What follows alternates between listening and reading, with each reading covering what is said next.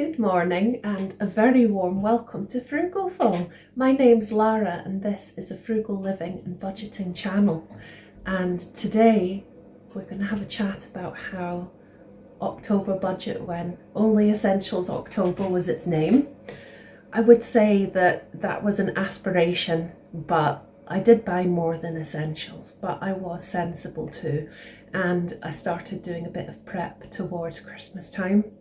Because what I like to do is through the year, if I see gifts for people and they're bargainous prices, like for example in sales, or I say on Vinted, if I'm looking for a certain item for someone, I might have a look and see if someone's selling it brand new who maybe bought it and changed their mind, this kind of thing. So I'm able to start stocking up on the gifts for people through the year using my sinking funds, but also trying to build up the sinking fund for gifts and things a bit as well towards the end of the year. And then starting to pick up some of the kind of non-perishable items for this last quarter of the year to spread it out, partly to help spread the cost out, but also partly because it saves me being in the shops when it's crowded and noisy. And I just much prefer to try and keep December clear. And then that way it's much more relaxing in December. I don't feel that I'm having to scramble about and be in crowded shops. And also sometimes near to Christmas, the price of certain things is hiked up. So it's a really good way to try and help keep costs down a bit by just doing things in advance and trying to be organised as much as possible. So these are some strategies I find really helpful preparing for Christmas time. Can you share with us in the comments if you have any tips or suggestions for this? It would be fantastic to hear all about it. So we can have a wee look at how the October budget went in a minute. But first of all, just to have a chat about the treats sinking fund. So from August onwards, I don't have a treat sinking fund. I started one in February because I found that for the low no spend year, I was getting frugal fatigue not to be able to have treats at all, and it put a strain on my budget. So I decided after that, initially I had a £15 a month sinking fund for treats. I've since cut it down to £10 a month for treats.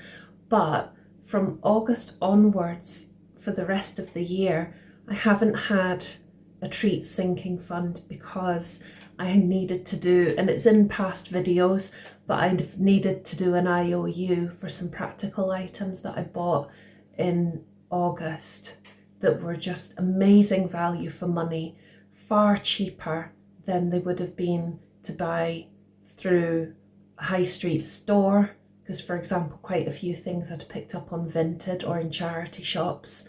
So it was a fraction of the price, and they were things that I was needing from a practical point of view. And it just really, or it was things from shops and it was really good deals in sales and stuff. And it made a massive difference. So it was better to buy things in advance, and I'm doing a kind of IOU thing with some of the sinking funds, including the treats one. So as I say, if you see past budgeting videos, I'll explain it a bit more there in detail. But as a result, I don't technically have a treats fund right now because it's tied up with that. But in October, I have been really poorly. I had labyrinthitis. It was just awful. It really sucked. I also had, and I think this is what started it, I had like a kind of flu-y viral thing that was affecting my lungs. As I was saying, October, in a lot of respects, it was a bit of a write-off. So that enabled me to prioritise my spending on things like stocking up on things for the kitchen cupboards, stocking up on things for Christmas time, starting or continuing Christmas shopping, but starting to really hone in on exactly what I need to complete that. And I'm very close to completing that now, which is good. Also, I did, right before I got ill, I did manage to have a social catch up with a friend, and we had a charity shop day, and it was really, really good. And I did say before I would let you know what I picked up in the charity shop. Normally this would be the treat sinking fund, but it was actually this month, or October month I should say, it was actually part of the social. It was really sweet because my friend treated me to lunch, which was really kind and a lovely, lovely gesture. And it meant that I could afford to have a wee bit of a treat. And I also have a charity shop voucher. So right at the very, very end of the month, while testing the water and going out and about to see how it felt to walk, I ended up picking up a couple of things for me as a wee treat, and also some more things towards Christmas as well. But because they're for people, I'm not going to show those on the channel. They are wee stocking fillers and different things that have gone into the Christmas box. But I'll show you the two wee treats that were for me.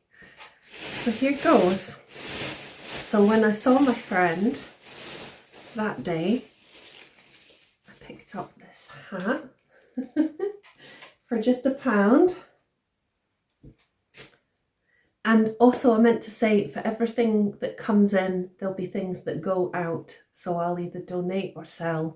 So this hat here does not fit me well, so I'm going to sell this hat or donate it. So that's the 1 in, 1 out rule for that. The other things are away in storage, but I've already got plenty of clothes that I'm going to sell online to declutter. So that covers, more than covers, the other things that are coming in. So it's all good. There's this top, which is like a kind of turtleneck, polo neck, turtleneck, I think. £3.49. And it's brand new and it's lovely. I love the colour, as you can tell. And I like this kind of 70s style with the kind of polo neck. Can't go wrong at that price. Also, this is more like a summertime top, and it was £1.99, and I just absolutely love it. It's very hippie-ish. I love hippie-ish style things and 70s style things. So that was an absolute bargain. And this was £2.99. It's brand new. It was supposed to be £25 brand new. So it's never been used, and I got it for £2.99. It's a Marks and Spencer's Peruna, and it's a great autumn colour. It's like a kind of chocolate brown, and it's got nice details and beads. So that's lovely. So I'm very pleased with that. And then with my voucher, I have picked up this lovely, now this will be for when I have a nice day out or a night out near Christmas time, because it's a lovely festive one and it will be really nice with some jeans. But I absolutely love that. So I got that with my voucher. And, oops, no, there's no hole. That's fine. Shouldn't be because it's brand new. The final thing I had to, this is just absolutely adorable. It's so adorable. Absolutely adorable. And I've decluttered some kitchen things recently as well that I've got ready to sell online or donate. So I've done more than 1 in, 1 out. There's more than 1 out for the 1 in rule. So it's all good. I can't wait to show you this. You know my little flower guy who dances at the beginning of my videos? Well, he has a little friend now who's an egg timer or kitchen timer. Look! Isn't she cute? So the little sunflower dude's got a wee pal now. That's so adorable. So that was the things that I've picked up. And I'm going to do a video coming up quite soon, and it will be to do with what I'm planning to do from 2025 onwards, to do with treats. It's to do with my strategy for trying to save extra money how I'm going to use the treats fund to do that, and I'm thinking about treat fund substitutes, and I'm going to have a wee system to try for that. So that will come up in a video soon. But without further ado, let's have a look at the October budget.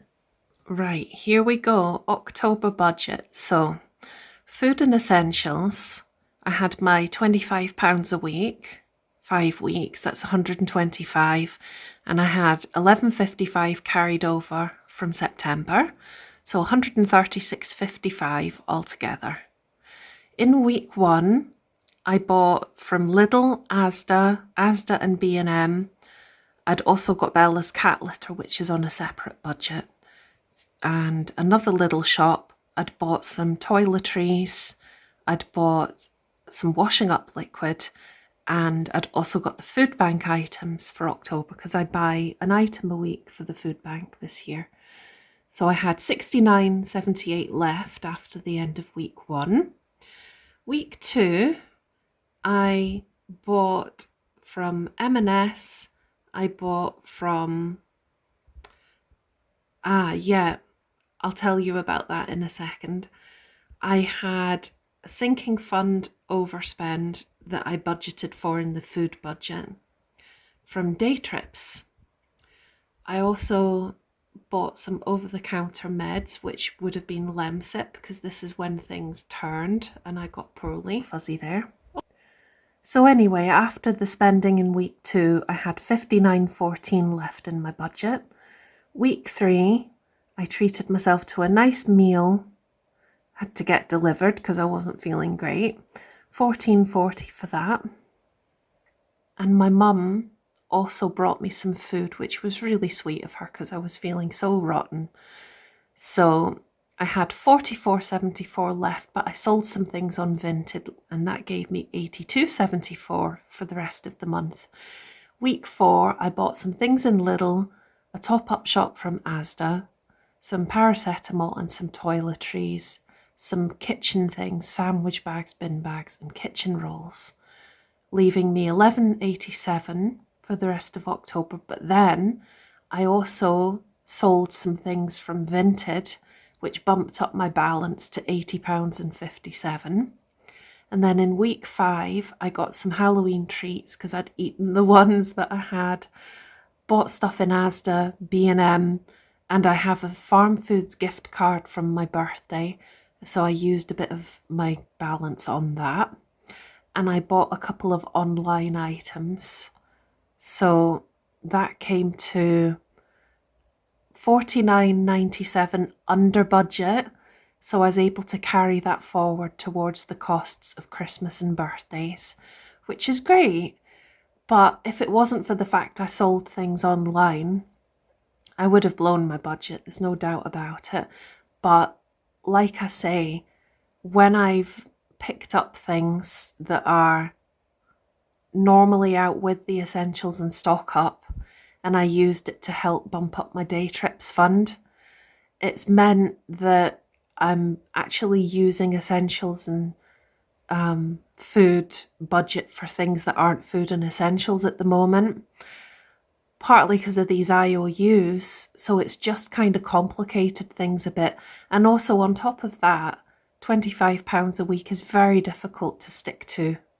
It's a very tight budget for food and essentials, and I'm just trying to strive to do it wherever I can. But realistically, when I sell things on eBay or Vinted from time to time, it just helps make it more achievable. So I'm very, very happy with that. I'm sure that in future months, it will get harder as the cost of living goes up. But wherever possible, if I can try and aim for £25 a week, I'm very happy if I can get anywhere near that. And for this year, I feel that I've managed to do that so far pretty well. And then just selling wee bits online here and there has just helped make it more achievable. So great, let's go on to sinking funds. So when it comes to sinking funds, here we are. For social, I used up my whole balance. I had my day out with my friend before I got ill. I'd also bought some Halloween treats because I was going to have Halloween I was going to maybe try and have some kind of Halloween festivities with friends, but I ended up not being well and ended up eating the treats myself. So I used up that sinking fund. Day trips, I did manage to have a catch up with a friend earlier in the month, used that balance, and then I've also had to fund it a bit from the social and the food sinking fund. Not sinking fund, the food weekly allowance, like I've previously mentioned. So I used all of that. Research and studies and allotment and essentials and stock up and treats sinking fund have all been used to put towards the IOU for the practical items that I talked about earlier in the video, and I've talked about more at length in other videos, so I won't go into that right now. I saved for my vet sinking fund. I saved for my small holiday fund. And I'm going to be doing a video very soon about that actually, because at the very beginning of the month, I was able to have a little weekend away. Watch this space and I'll tell you about it. I had been given some money that I wasn't expecting, a couple of £100, which was a wonderful surprise. And that funded me, plus using a little bit from my small holiday fund, that had allowed me to be able to afford a little weekend away. And then I had travel issues, so I was refunded for the travel costs, which was just fantastic. So it ended up just being spending money and hotel. So it made it even more affordable, and I budgeted for that through my sinking fund. So I do have some funds to carry over because I'd had the reimbursement. So that worked out really, really well. I was delighted. It was a nice wee breakaway, just what I needed, just for a couple of nights. And I'll have a wee video about it soon. So watch this space. And then Christmas and birthdays, I've bought quite a few things covered by the sinking fund and a wee bit from my gift voucher. So there was a boo basket for a friend. I bought some cakes at a fundraising event, sweets and some gifts, different gifts. So as I described, I used some of my charity shop voucher.